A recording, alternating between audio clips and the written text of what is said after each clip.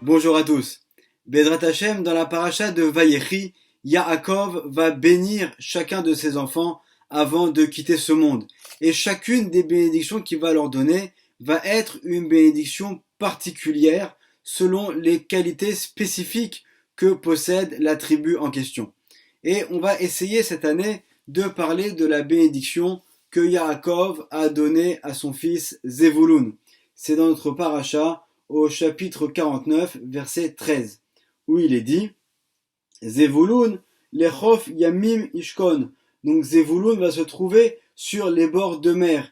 Ici, le mot yamim est avec un dagesh dans le même, c'est-à-dire qu'il ne faut pas le confondre avec le mot yamim qui correspond au jour au pluriel, et le mot yamim avec un dagesh, une accentuation dans le même qui signifie le mot yam au pluriel, donc les mers. Donc Zevulun se trouve sur le littoral, sur les bords de mer. Ve'u lechof oniot. Il se trouve donc dans l'endroit où vont venir les bateaux. Ve'yarkato al Tzidon. Et donc l'extrémité de son territoire se trouve jusqu'à la ville de Tzidon. C'est-à-dire que plus tard, lorsque la tribu de Zevulun va arriver en Eretz Israël, ils vont donc s'installer sur le bord de mer dans le nord d'Israël, qui correspondrait aujourd'hui au nord d'Israël actuel et également qui empiète aussi sur donc le sud du Liban. Alors on va essayer de comprendre en quoi est-ce que c'est une bénédiction que de dire que Zevulun se trouve sur le bord de mer. On ne parle pas ici d'une qualité particulière que possède Zevulun, comme ça a été le cas par exemple de ce qu'a fait Yaakov dans ses bénédictions pour les autres tribus. Donc en quoi est-ce que cela c'est une bénédiction pour Zevulun? On va voir également les paroles de la Gemara dans le traité de Psachim, à la page 4 au premier versant, où là on a toute une histoire avec quelqu'un qui apprécie particulièrement de regarder la mer, et donc les sages en déduisent et disent, eh bien puisque ce personnage aime tellement la mer, il est forcément de la tribu de Zevulun, puisque Zevulun ont pour particularité d'aimer la mer. Donc en quoi est-ce que c'est une qualité pour Zevulun? Le Ben Ishraï va répondre à cette question dans son livre Benayahu Ben Yehoyada, de commentaires sur la paracha. Et donc le Ben Ishraï nous dit, pour comprendre la profondeur de la bénédiction de Yaakov, il faut rappeler quel est le rôle de Zevulun. Zevulun fonctionne toujours de pair en collaboration totale avec Issachar. En fait, la tribu de Issachar est celle des étudiants en Torah. C'est la tribu des Rabbanim, des Talmidei Chachamim. D'ailleurs, même plus tard, dans le Sanhédrin, la plupart des membres du Sanhédrin, de la grande assemblée des sages, sont des gens qui sont issus de la tribu de Issachar, puisque la tribu de Issachar, ce sont ceux qui vont passer leur journée du matin au soir et du soir au matin à constamment étudier la Torah.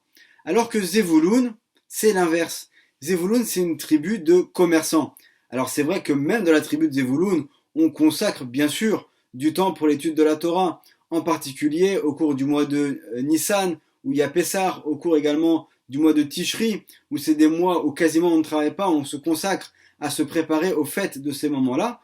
Mais dans la plupart du reste du temps, la tribu de Zevulun va donc s'occuper de faire du commerce. Les membres de la tribu de Zevulun possèdent des navires et donc ils vont aller dans la région, faire le tour de la Méditerranée pour pouvoir donc vendre des marchandises, acheter, vendre et donc finalement faire du commerce et pouvoir donc rapporter une bonne subsistance, une bonne parnassa.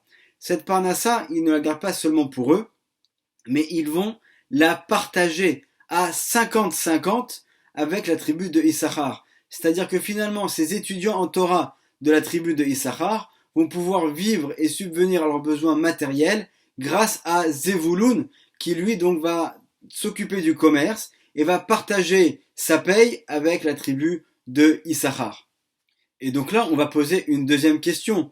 Si Zevulun, c'est une tribu de commerçants, pourquoi est-ce qu'on a besoin de nous dire qu'ils se trouvent sur le littoral? Les commerçants ne sont pas forcément des personnes qui vont faire du commerce en utilisant la voie maritime. C'est vrai qu'à l'époque, c'était le plus simple pour aller loin. Mais malgré tout, il y a également d'autres moyens. Ils auraient pu très bien aussi charger des charrettes avec de la marchandise et aller dans les différentes régions aux alentours pour vendre leurs marchandises. Donc pourquoi est-ce qu'il y avait besoin de préciser de nouveau que le commerce de Zevulun se fait spécifiquement en utilisant des moyens via la mer? Donc c'est ce que va nous répondre ici le Ben Ishraï. Et on voit la grandeur du Ben Ishraï dans sa connaissance même générale, au-delà même de ce qui est la connaissance bien sûr dans le domaine de la Torah, puisque le Ben Ishraï qui vivait à Bagdad, en plein cœur de l'Irak, connaissait le système des marées, de la marée haute et de la marée basse. Et il va donc d'ailleurs citer un livre qui est le livre Sefer Aberit, qui explique en fait tout le mécanisme de la marée haute et de la marée basse.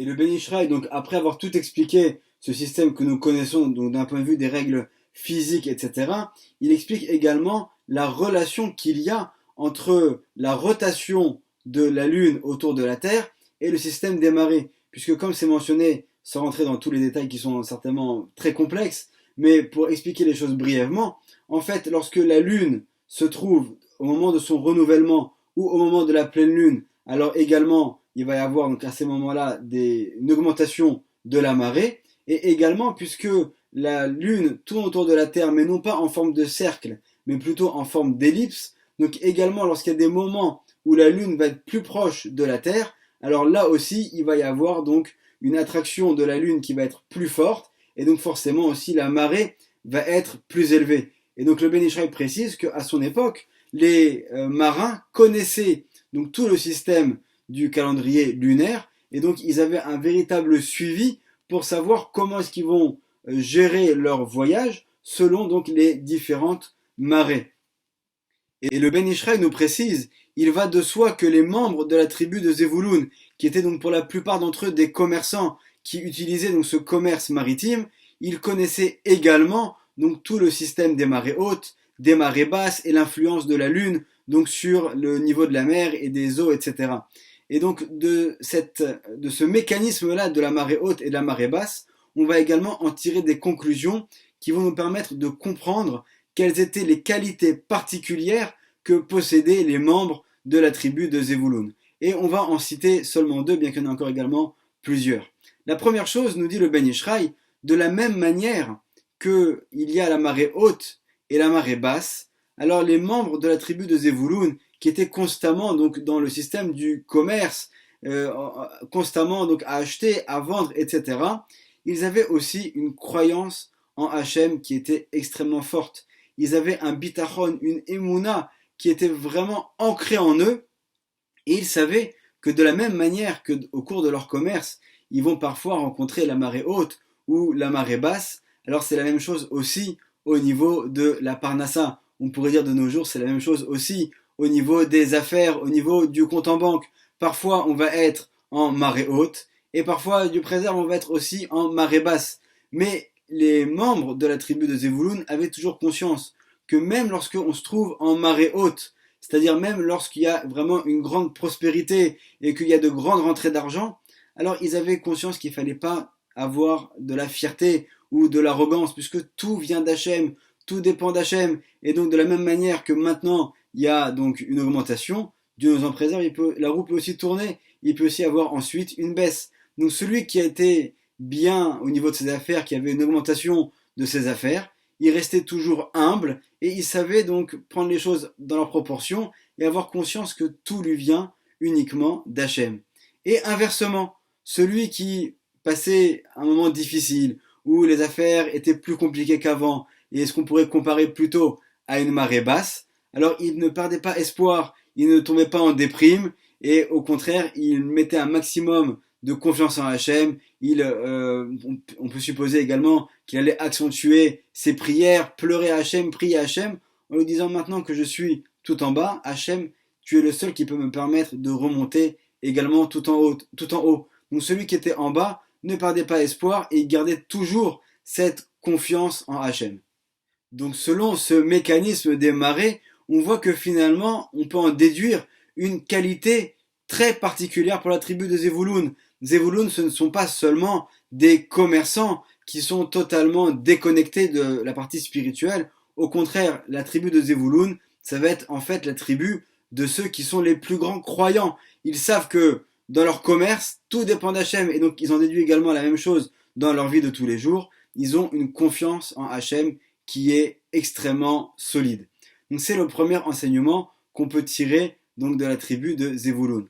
Mais également, comme on l'a mentionné, on voit que le système des marées dépend de la lune. Or, la lune, comme c'est mentionné dans le Zohar, elle représente la Shekhinah. Elle représente en fait la présence divine.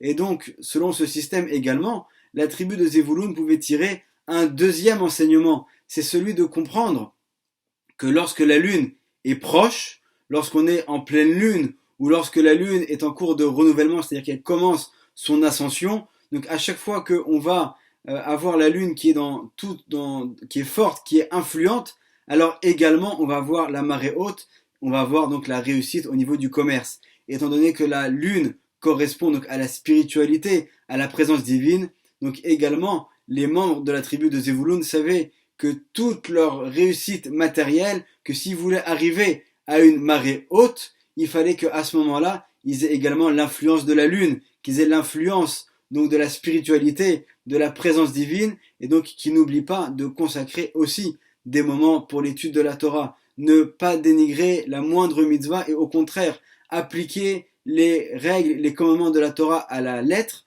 pour que grâce à cela également ça ait une influence également dans leur réussite matérielle. Donc on voit également une deuxième qualité de la tribu de Zevouloun. La première donc c'était la confiance en Hachem, mais la deuxième c'est aussi donc l'attachement à la Torah, l'attachement à la présence divine et le fait de vouloir en parallèle de leur commerce et de leur vie matérielle également avoir une vie spirituelle qui va être totalement réussie.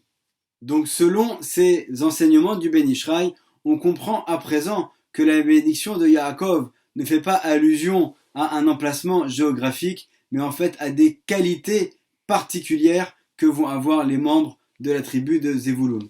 Et pour terminer, on va conclure avec les paroles du Midrash dans Bereshit Rabbah, à la paracha 72, qui correspond en fait à la paracha de Vayetse, et qui nous parle de la naissance de Issachar et Zevouloun.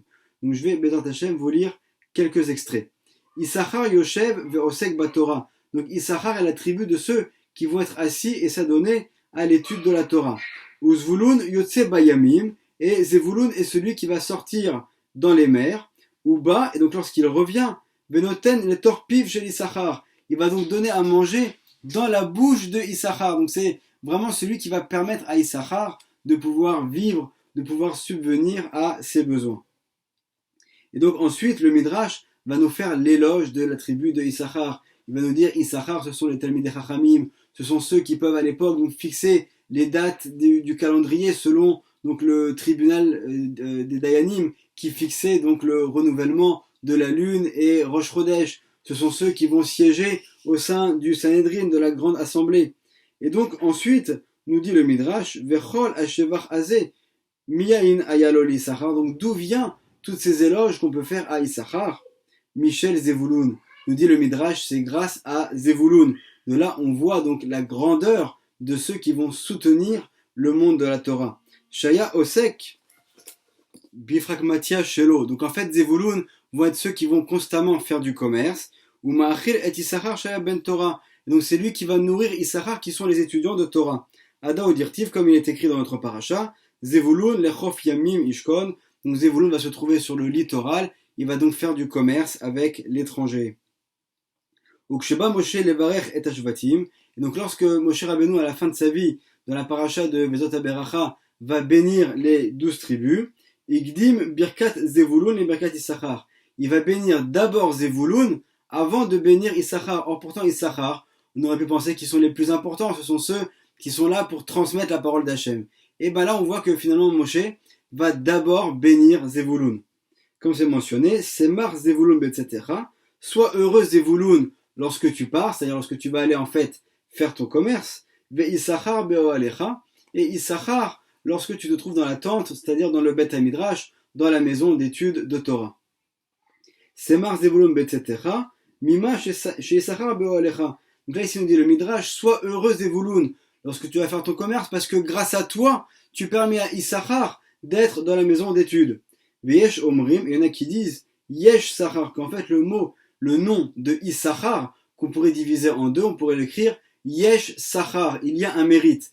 Donc on aurait pu s'attendre à ce que ce mérite, il soit pour ceux qui étudient la Torah. Alors pas seulement, puisque nous dit le Midrash, Yesh Sachar be'aole Zevouloun, il y a en fait donc un mérite, à la tribu de Zevulun. En fait, Zevulun vont donc tirer leur mérite grâce à Issachar, grâce au fait que par leur commerce et par le fait que Zevulun est prêt à tout partager avec son frère Issachar, alors ça permet à ce que lui aussi ait un mérite qui soit extrêmement important.